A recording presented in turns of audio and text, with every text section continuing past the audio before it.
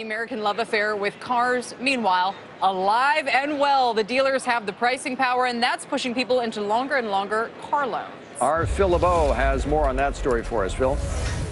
Bill, all day long we've been talking about this story, and I've been getting a lot of tweets. I've been getting emails from people saying, are you kidding me? People are taking out 7-year loans. Yes, it's become that popular. Take a look at the latest data, which comes to us from Experian. It's about the fourth quarter. What they do is they look at all of the loans in the fourth quarter, and they basically extracted that the average auto loan was for $28,381. That's a record high. The average monthly payment, a new record high at $482. And the real growth has been in those loans which have terms of at least 6 years in length.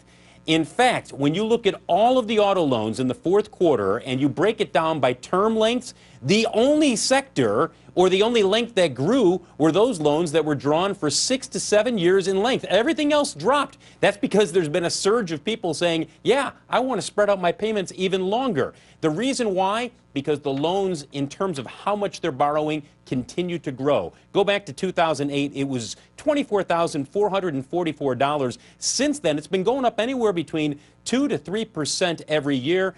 Most recent number, $28,381. That's the growth in terms of auto loans. Part of what's driving it higher right now is the fact that SUVs and trucks are in demand. They are higher priced than smaller vehicles that were popular back in 2008 and 2009. In fact, truck sales in this year up 15.2%. Compare that with the market overall, which I think, guys, is up, what, 5-6% overall? That's the bottom line. People are spending more, up-contenting these vehicles, and buying more expensive vehicles, so the loans are getting bigger. They're up-contenting them? Yeah. If you have a chance, then I'm really going to be worried. No, if you have the chance to load it up with all the bells and whistles, you want me to drop some dealer lingo in on you? Loading anything you want to say, they are putting everything they can into the vehicle. But this point about the dealers is really important, Phil. Stay right there and stay with us as we bring in two personal finance experts. We want to know if you're no longer getting much of a discount for paying cash for a car. Is it a smarter financial move to take the longer loan at a low interest rate and invest that cash over the same time frame? Joining us, an old friend, Jonathan Clemens, finance columnist, the author of Jonathan Clemens' Money Guide 2015. Mark Martiak is also with us from Premier Wealth, First Allied Securities. Jonathan, pay with cash or take out the loan? Which way? Well, it depends what you're going to do with the cash. If you are going to take out that loan, you're probably going to pay 3 or 4% in interest. So can you have the cash that you would have used to pay cash and invest it and earn more than 3 or 4%. Clearly, you're not going to do that if you invest in bonds or if you leave it in a savings account. But if you go into the stock market and you have a long time horizon, yeah, you probably should earn more than 3 or 4% over the long haul. Mark, this is, I don't know whether to use the word fascinating, insane, telling. I mean, is the point here ultimately that people are going to use the purchase of an asset like a car to get into the stock market? And if so, is that a prudent thing to do from an investing point of view? Or does this just reflect the fact that these car loans are available to everybody out there and they might as well invest the money? Well, it is a prudent thing to do, Kelly. I don't think it's a problem because it's good consumer debt. And if you have most of your cash, free cash, working for you in the financial markets, specifically in equities, as long as they're in a well-diversified portfolio, take advantage of the low rates while you can, extend the term out. And even though the car is an illiquid asset, the car still is an asset that helps you perform at your work. You use it every day, usually, presumably to go to work. So I believe it's a smart move to take advantage of the low rates and the extended loan term. But we had talked recently, if you hold on to that vehicle. What, Bill, I was going to say, if you hold on to that vehicle. Yes. It's not a smart move if you're going to turn around in 3 or 4 years. A, either you get into an accident and then you're upside down on the vehicle, or B, you look back in 4 years and say, yeah, I don't have the latest connectivity, and it's not exactly the most stylish vehicle, then you're in bad shape. You're in really bad shape. You're usually upside down on the vehicle because it depreciates significantly when you take it out of the showroom. As long as you're going to hold the vehicle for that period, I agree. Absolutely. And we had a guest, Ivan, come on this program who is a retail investor, Jonathan, and tell us this is exactly what he's done. He's done it with the first car. He's now about to do it again. I think AT&T was the stock he bought in the first case, and he said, I'll keep doing this as long as these conditions hold. Yeah, I mean, I don't think it's a reasonable trade-off, borrow at 3 or 4% and then go up and invest in the stock market. I wouldn't actually really be that concerned about whether the car is going to depreciate or not. Yeah, we know it's probably going to lose half its value in the first 4 years.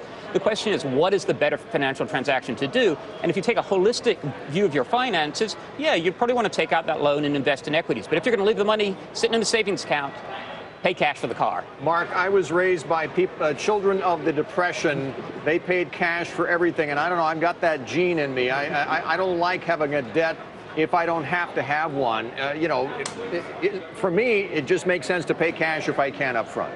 Bill, for many investors, many consumers, paying all cash up front makes sense. However, for a lot of clients, they feel more comfortable not doing that, having their cash work for them. As long as, Jonathan had indicated, as long as that cash is not sitting in a money market account, paying a very flat rate, because after taxes, after inflation, you're not making any money in the money market account. You want all your money working for you. I still kind of can't get my head around this whole discussion, because it sounds like the advice in today's environment is basically, yeah, go ahead and do this. And it just seems to fly in the face of common sense. But maybe it doesn't. Maybe I'm missing something.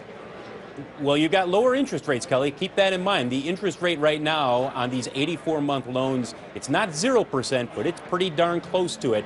That's some cheap money to take out over the course of 7 years. Also, keep in mind that leasing right now, about roughly 29–30% of all of these purchases in the fourth quarter, they were actually 3-year leases. That's where a lot of people are rotating instead, because they know that they're going to want a different vehicle in 3 or 4 years.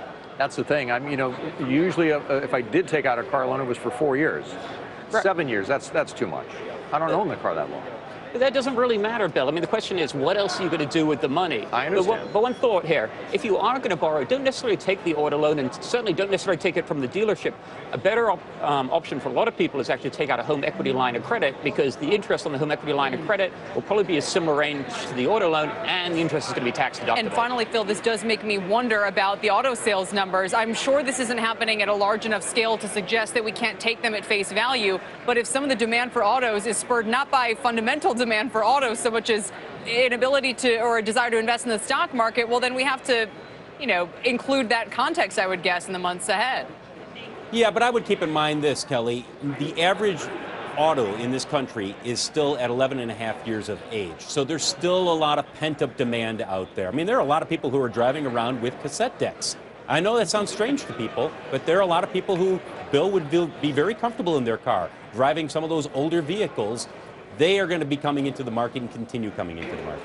My 8-track works just fine, LeBeau. It's fine. I just like the design of the older ones. Guys, thank you so much. Thank you very much. Thanks, Bill Bill. LeBeau, Thanks, Kelly. Jonathan Clemens. Older for Mark Martiak. her is 1999 or something. No, like that. 1989 Toyota Land Cruiser is my favorite vehicle of all time, preferably in light blue. Wow. Wow. How specific is that?